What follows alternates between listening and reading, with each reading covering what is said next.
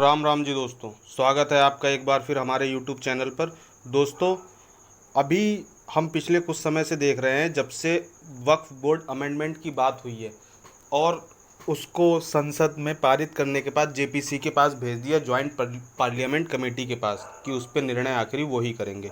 उसके बाद जेपीसी ने क्या किया कि सबकी राय मांगना चाहिए, कि एक बार सबकी राय मांग ली जाए, सबसे देशवासियों से पूछ लिया जाए कि ये सही है या गलत है।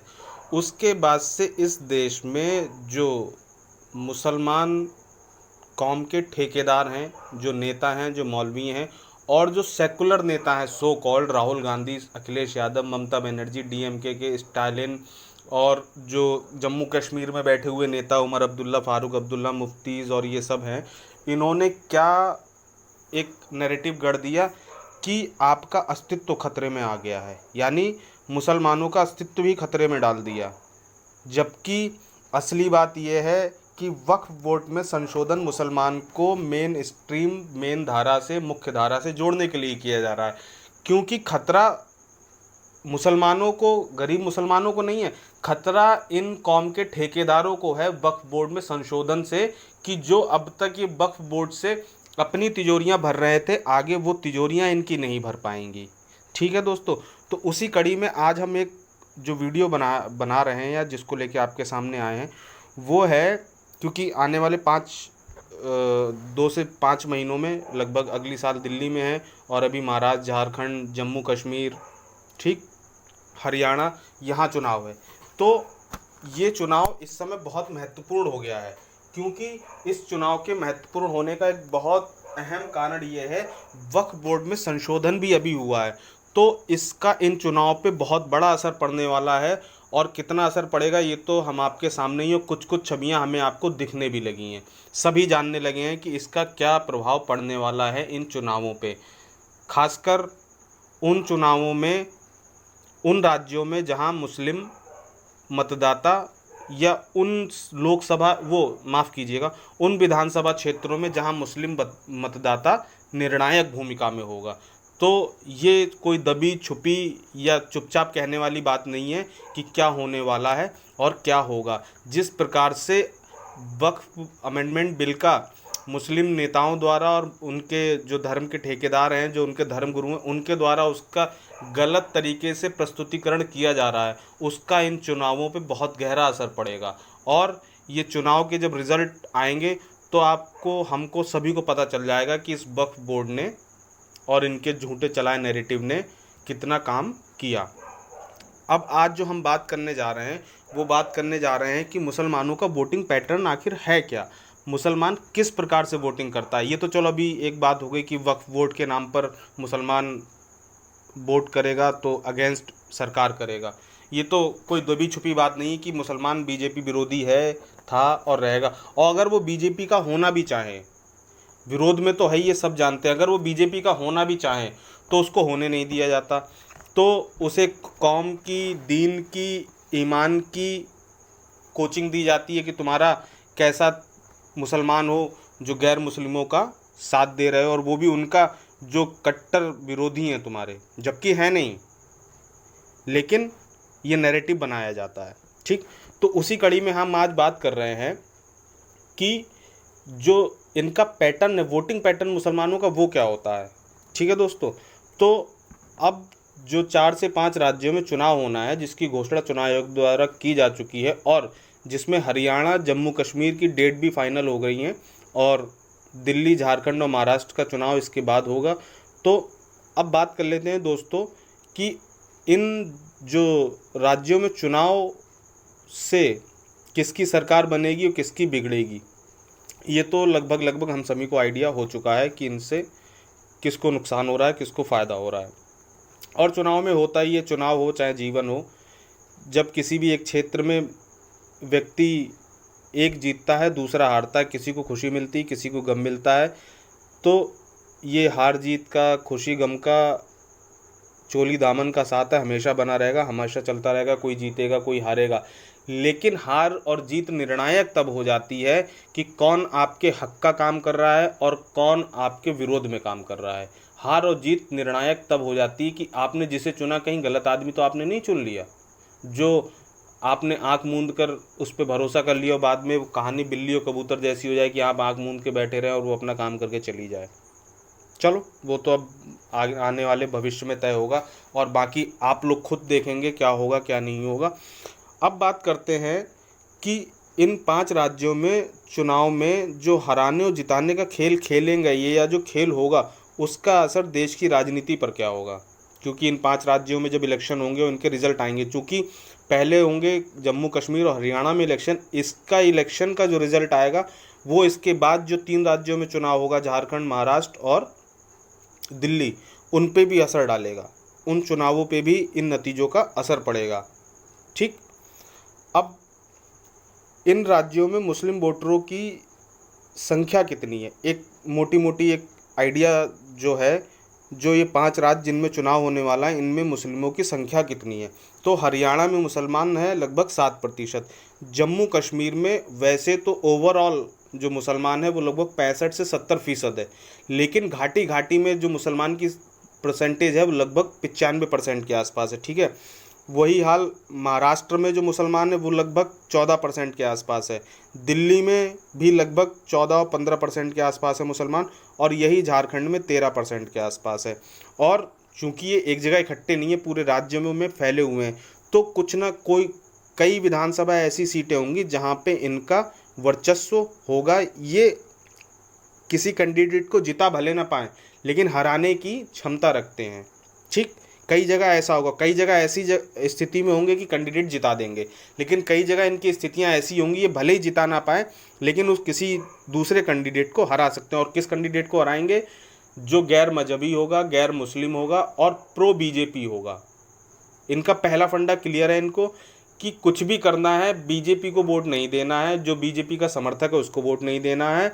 दूसरी चीज़, ये एजेंडा क्लियर है कि गैर मुस्लिम को वोट तभी देना है जब आपका अपना कोई मुस्लिम भाई इलेक्शन में ना हो, तभी गैर मुस्लिम को वोट करना है।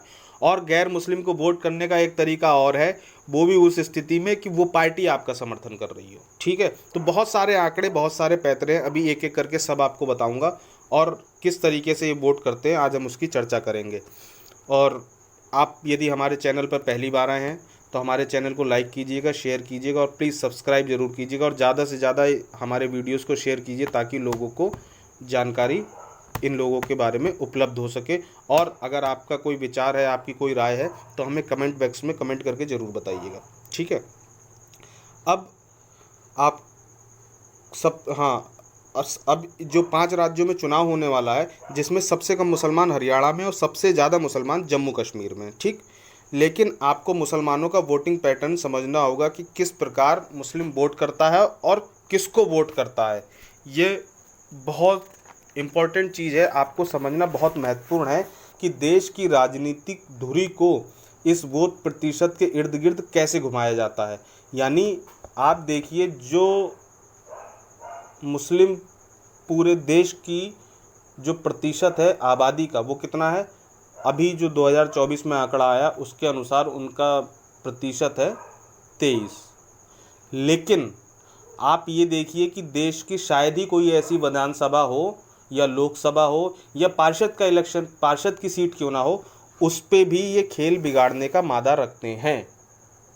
आप इस चीज़ को समझिए। आप ये मत देखिए कितने से हैं, अभी क्या है 22% है, 23% है, ये मत देखिए। आप ये देखिए कि ये खेल बनाने और बिगाड़ने में कितना रुचि लेते हैं, या खेल बनाने और बिगाड़ने में राजनीतिक उठापटक को ये कितना प्रभावित करते हैं। ठीक। पहली चीज़ ये कि मुस्लिम वोटर कैसे निर्णय लेता है कि उसे किस पार्टी को या किस प्रत्याशी को वोट करना है, वोट क्यों करना है, इससे क्या होगा, और सबसे बड़ी चीज़ एज अ मुस्लिम आपका मकसद क्या है। जब बात आती है मकसद की, या कह लीजिए एक प्रकार के मजहबी या कौमी आइडियोलॉजी की, तो वहाँ पर आकर सभी मुसलमान अच्छा बुरा, सही गलत, नीति अनीति, इन सबसे अलग सोचने लगता है, या कह लीजिए उसको सोचने पे मजबूर किया जाता है कि मुसलमान जब वोट डालने जाता है तो उसे विकास, साथ, विश्वास, इन सब के अलावा इन सब से कोई मतलब नहीं होता। उसको जो समझाया जाता है, बताया जाता है, वो सीधे सीधे उसे कौमी एजेंडा समझाया जाता है। उसको कौम की भलाई, कौन कौम के विरोध में है, कौन कौम के खिलाफ है, यानी कौमी आइडियोलॉजी, जो दीन ईमान की बात होती है, जो एक कौमी गजवाए हिंद, आप शुद्ध भाषा में समझिए, गजवाए हिंद की बात होती है, तो सारा जो निचोड़ है उसका ये है कि जब मुसलमान वोट करने जाएगा तो उसको सबसे पहले गजवाए हिंद बताया जाएगा कि आपको ये दिमाग में रखना है कि आपका मकसद गजवाए हिंद है, ना कि ये सोचना देश में सरकार किसकी आएगी। आपको उस पार्टी, उस प्रत्याशी, उस नेता को सपोर्ट करना है जो आपकी आइडियोलॉजी को सपोर्ट कर रहा हो, उनको नहीं करना है जो देश के लिए सोच रहे हो। मैं ये बात खुल के कह रहा हूँ कि जो देश के लिए सोच रहे हैं। ठीक, अब मुसलमान की हकीकत यह है कि मुसलमान को मजहब के नाम पर ऐसा मोल्ड किया जाता है, ऐसा मोल्ड किया जाता है, या कह लीजिए उसको मोल्ड करना आसान होता है क्योंकि शुरू से ही यही होता आया है। मुसलमान को धर्म के नाम पे ही बरगलाया गया, मजहब के नाम पे बरगलाया गया, उसको यही समझाया गया कि तुम काफिरों के बीच में रह रहे हो। अब इनको रहने के लिए कहा किसने था कि काफिर के बीच में रहें? जब बंटवारा हुआ तो तब गए क्यों नहीं? तो इन्हें रोकने वाले जो इनके अब्बू जान थे वो भी निकल गए धीरे से। चलो वो तो कोई बात नहीं, अब बात करते हैं इनके वोटिंग पैटर्न की। ठीक, पहली चीज़ मुसलमानों को बताई या समझाई जाती है कि वो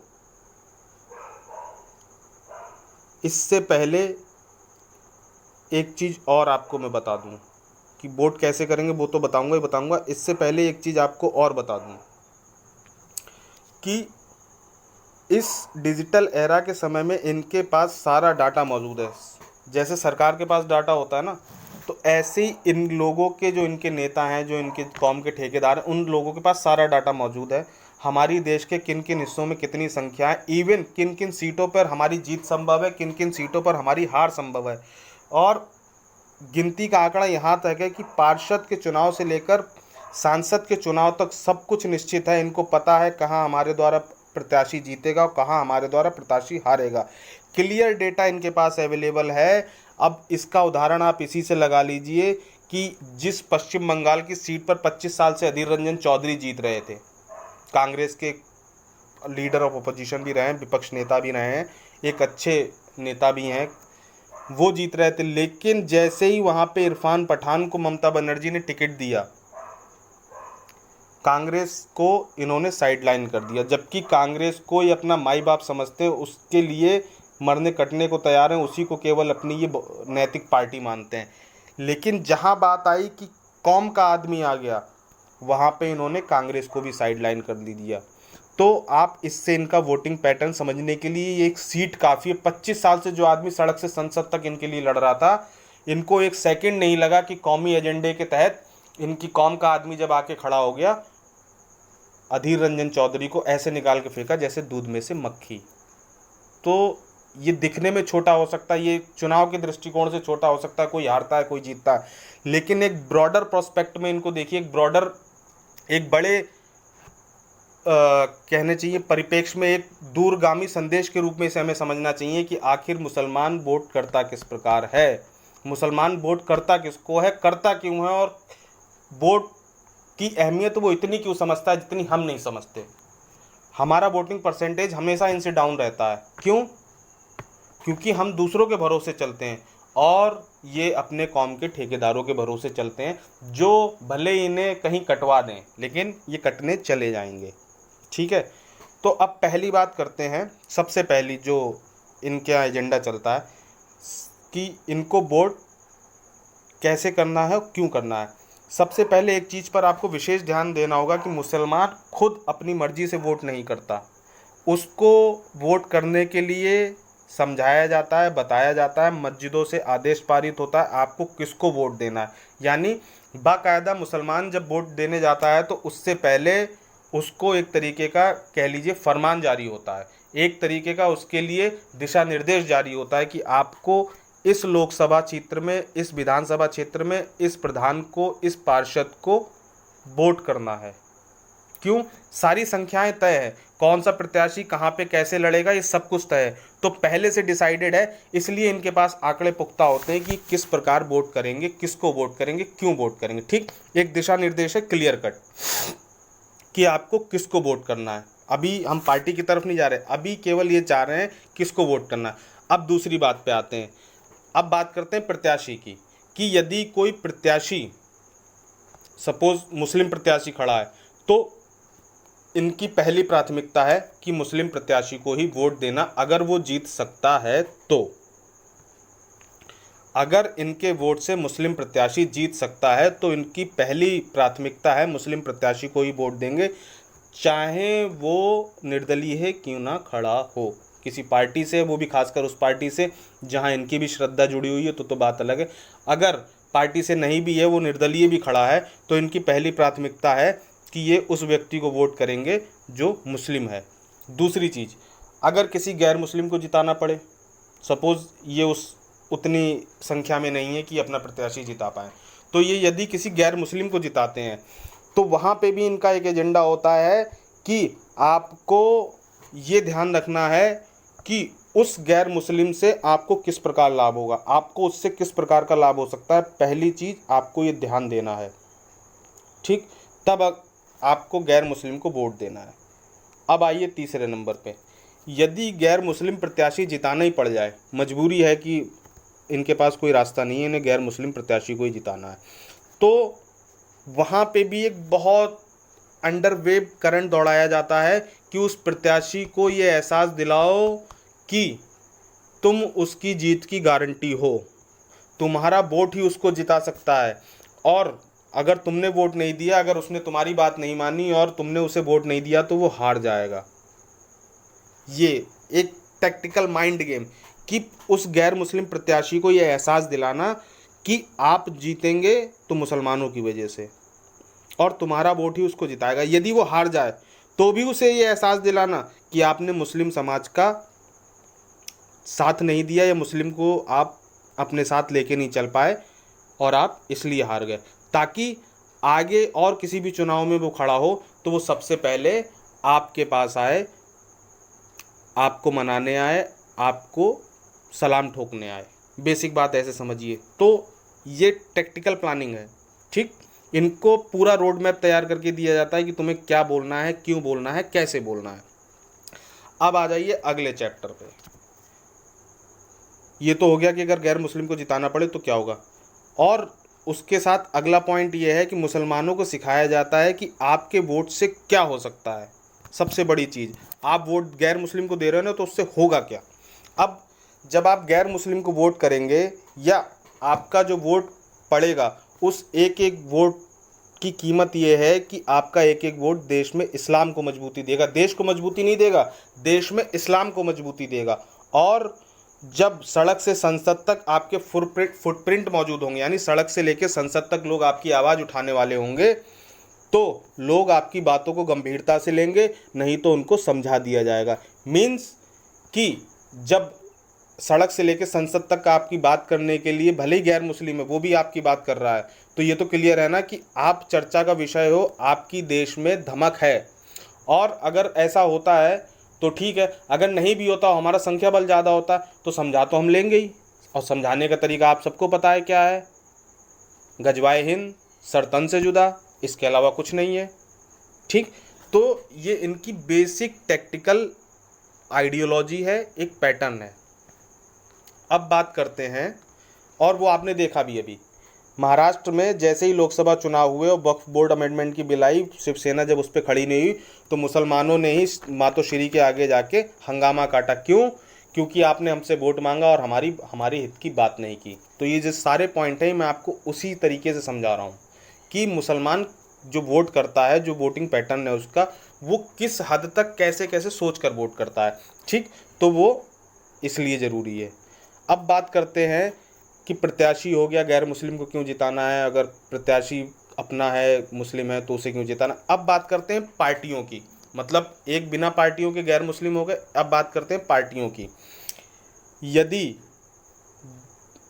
पहली बात तो देश में ऐसी कोई राजनीतिक पार्टी नहीं है जिसमें मुसलमान ना हो। ठीक, अब जिस भी पार्टी में मुसलमान हैं और उनकी विचारधारा को लेकर जो पार्टी चलती है, जो कि देश की लगभग सभी मुस्लिम पार्टियों सभी पार्टियां मुस्लिमों का एजेंडा अपने अपने तरीके से चलाती हैं, उनको अपना एक तरीके से रहनुमा मान के चलती हैं, जिनमें कांग्रेस, समाजवादी पार्टी, तृणमूल, AIADMK, बहुत सारी पार्टियां, कितनी पार्टियों का नाम दिया है, मुफ्ती हैं, मौलाना और वो नेशनल कॉन्फ्रेंस है, बहुत सारी पार्टियां घाटी से लेके और नीचे तक, जो मुसलमानों को अपना कोर वोट बैंक मानती हैं और मुसलमान उनके लिए प्रायोरिटी है। ठीक, तो पहली तो वो पार्टियां होंगी। दूसरी, अब उन पार्टियों की बात करते हैं जो गैर मुस्लिम द्वारा चलाई जा रही हैं, जैसे कांग्रेस है, अभी तो गैर मुस्लिम ही अध्यक्ष है, सपा है, कांग्रेस है, तृणमूल है, AIADMK है।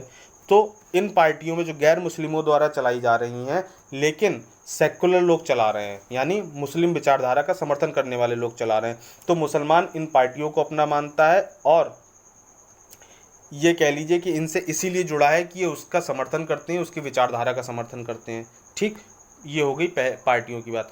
अब ऐसी पार्टियों की बात कर लेते हैं जो मुसलमानों द्वारा ही चलाई जा रही है, जैसे नेशनल कॉन्फ्रेंस है, मुफ्ती की पार्टी है, PDP। ठीक, उधर ओवैसी की पार्टी है, उधर केरल में मुस्लिम लीग है। तो ऐसी पार्टियां जहां जो मुस्लिमों का ही समर्थन करती हैं और मुस्लिमों द्वारा ही चलाई जा रही हैं, ये इनकी प्रायोरिटी है। जहाँ ये संख्या बल में ज़्यादा है वहाँ मुस्लिम पार्टी ही इनकी प्रायोरिटी है, वहाँ ये कांग्रेस जैसी और सेकुलर पार्टियों, सेकुलर नेताओं को भी घास नहीं डालते हैं। ठीक, वो उदाहरण मैं आपको क्लियर कर चुका हूँ पिछले में कि कैसे कौम के नाम पे सारी चीज़ें हो जाती हैं। तो जो पार्टियां मुसलमानों द्वारा चलाई जा रही हैं, अब इसका जीता जागता उदाहरण आपको अभी जो ये मेयर के चुनाव हुए थे, पार्षदों के इलेक्शन हुए थे यूपी में, अभी लगभग 1.5-2 साल पहले, वहाँ ओवैसी की पार्टी के 65 मेंबर चुने गए, जबकि कांग्रेस भी मौजूद है, सपा भी मौजूद है, बसपा भी मौजूद है।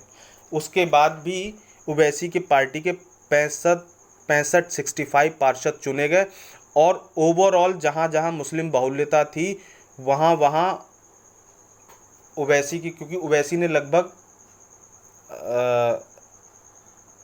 200 यानी 300 प्रत्याशी खड़े किए थे, मुझे एग्जैक्ट पता नहीं है, उसमें से इनके 65 प्रत्याशी जीते और बाकी पे इनकी वोटिंग में परसेंटेज जो है औरों के मुकाबले थोड़ा कम रहा, लेकिन वहाँ पे भी इनकी गिनती बढ़ी है। तो आप इस चीज़ का अंदाज़ा इससे लगा सकते हैं कि जो पार्टियां मुस्लिमों द्वारा चलाई जा रही हैं उनका भले ही किसी राज्य में वर्चस्व ना हो, लेकिन अगर वो दूसरे राज्य में अपने कैंडिडेट खड़ी करती हैं और उस राज्य में मुस्लिम भी वोटर है, जबकि हर जगह है, तो उसकी प्रायोरिटी अपनी मुस्लिम के द्वारा चलाई जा रही पार्टी को वोट करना ही उसकी प्रायोरिटी है। ठीक, तो ये चयन इस प्रकार होता है कि अगर धीरे धीरे उसको मजबूत करना है, मतलब जो पार्टी मुसलमानों द्वारा चलाई जा रही है उसका किसी राज्य में जनाधार नहीं है, तो उस पार्टी को मजबूत करना। ठीक, कुछ नहीं हो तो गैर मुस्लिम को उसकी पार्टी से टिकट दिला देना ताकि वो जीत के जीता कौन, पार्टी, आदमी बाद में हो जाता है।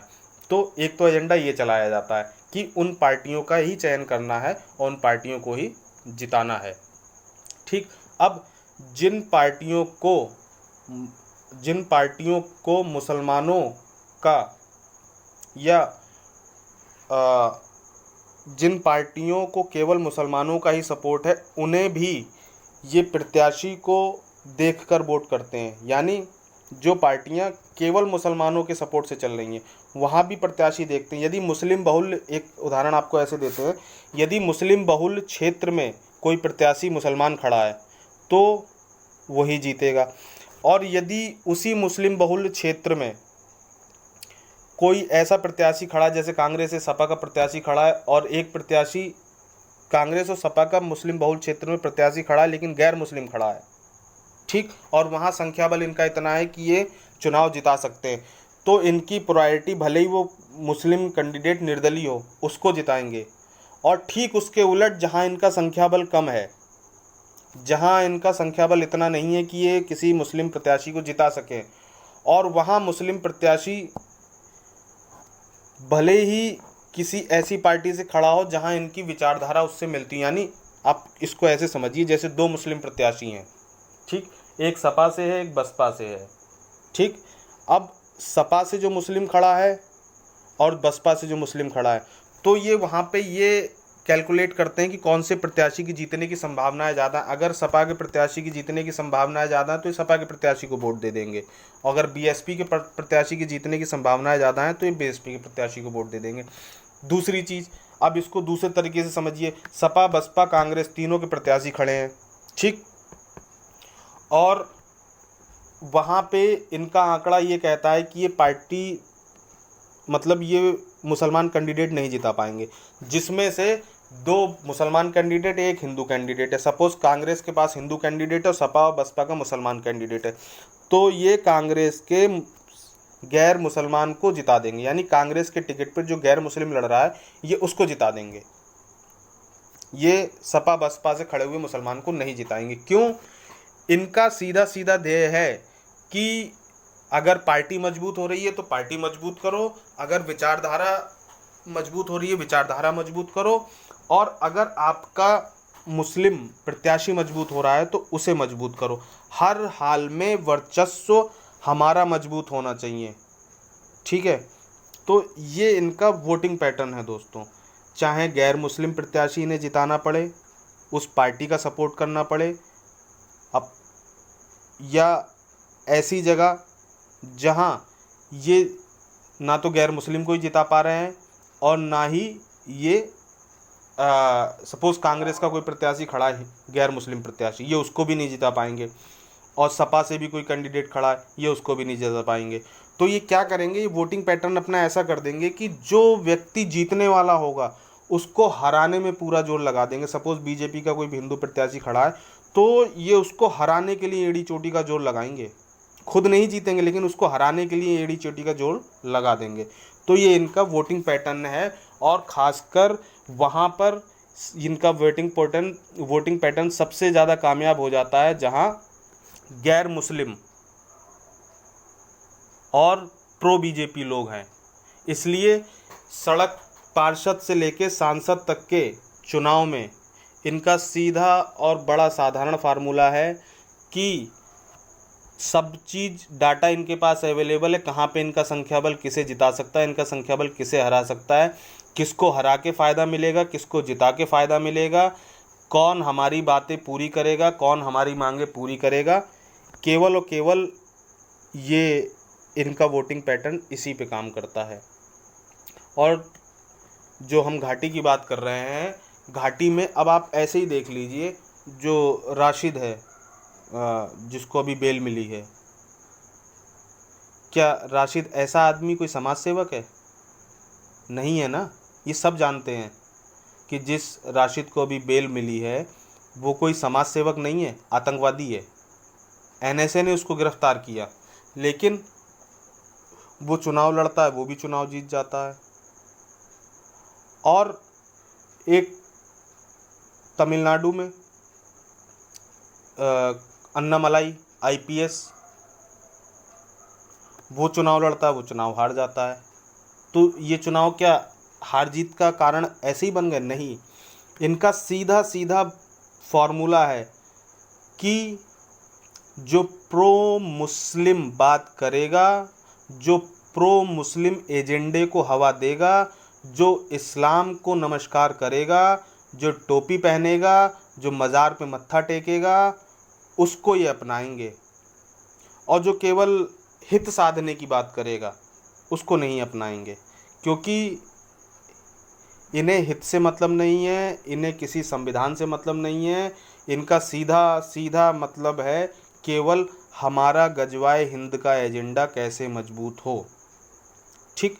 इनको दिशा निर्देश दिए जाते हैं, इनके लिए पूरा एक कह लीजिए कि उसको क्या बोलते हैं, जो इंस्ट्रक्शन बुक टाइप होती है जो आती है प्रोडक्ट्स के साथ, तो ये वैसे प्रोडक्ट जान लीजिए। और इनकी इंस्ट्रक्शन बुक इनके साथ आती है वो मुल्ला मौलवियों के रूप में, जो हर काम करने से पहले, खासकर वोट करने से पहले, इनको पूरा समझा देते हैं। इनका माइंड वॉश किया जाता है कि आपको किसी भी ऐसी पार्टी को वोट नहीं करना है जो प्रो मुस्लिम एजेंडे के खिलाफ हो। आपको केवल ऐसी ही पार्टी, ऐसे ही लोगों को वोट करना है जो प्रो मुस्लिम एजेंडा आपका लेकर चल पाएँ, जो दीन की बात कर पाएँ, जो इस्लाम की बात कर पाएँ, जो बीच चौराहे पे हिंदुओं को गाली दे पाएँ, जो हिंदू देवी देवताओं का अपमान कर पाएँ। आपको ऐसे ही लोगों को वोट करना है। अब ये देखिए, आपके सामने एक आंकड़ा रखा हुआ है कि इंडी अलायंस को 2019 में मिले थे 23% और 24 में मिले 42%। कांग्रेस को 2019 में मिले थे 5% और अब मिले 38%। बीजेपी के पास ना पहले कुछ था ना अब कुछ, पहले भी -3 था, अब भी -3, इस बार तो सूपड़ा ही साफ है। ठीक, तो ये स्थिति है, आपके सामने है। जो कांग्रेस हमेशा मुसलमानों का दोहन करती रही, सिवाय वोट बैंक, वोट लेने के नाम पे इनके लिए कुछ नहीं किया। अगर ये कहीं गड्ढे में रह रहे थे तो 4 फीट गड्ढा इनके आसपास और खुदवाया कि और उसी में दब जाओ। ठीक है, ये कांग्रेस का हाल है मुसलमानों के लिए। लेकिन नहीं, क्योंकि प्रो एजेंडा चलाते हैं तो इसलिए पूजनीय है मुसलमानों की कांग्रेस। तो दोस्तों, आज के इस अंक में इतना ही। आप हमारे वीडियो को लाइक कीजिए, शेयर कीजिए और सब्सक्राइब कीजिए। और मेरे द्वारा किया गया एनालिसिस आपको कैसा लगता है, उसके लिए आप मुझे कमेंट करके बताइए। और प्लीज़ आप हमारे चैनल को ज़्यादा से ज़्यादा लाइक कीजिए और शेयर भी कीजिए और सब्सक्राइब भी कीजिए। इससे क्या होता है, थोड़ा सा हमारा मनोबल बढ़ता है और हम आगे अच्छे से अच्छे टॉपिक्स पर वीडियो बनाते रहेंगे। वंदे मातरम, जय।